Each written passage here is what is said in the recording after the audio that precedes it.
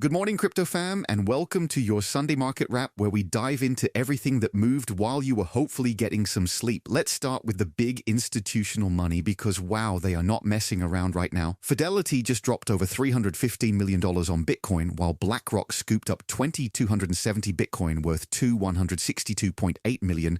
And if you're keeping track at home, that's nearly $600 million of institutional Bitcoin buying in just one day. But here's the kicker that should have every trader paying attention.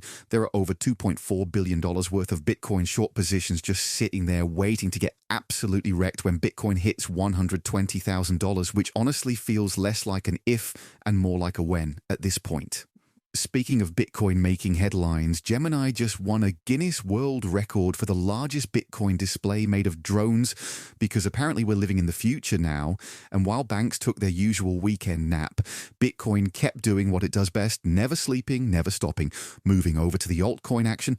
And Ethereum is getting the same institutional love with Fidelity, buying 37,739 Ethereum worth $178.3 million, and BlackRock adding another 37,156 Ethereum for $175.6 million. But the real party is happening across the board with some absolutely wild milestones. Doge just flipped Standard Chartered Bank in market cap. XRP cruised past $188 billion in market cap. Solana hit $135 billion for the first time ever. And we've got some spicy commentary from Binance founder CZ saying banks need to adopt BNB, which is either brilliant marketing or he knows something we don't.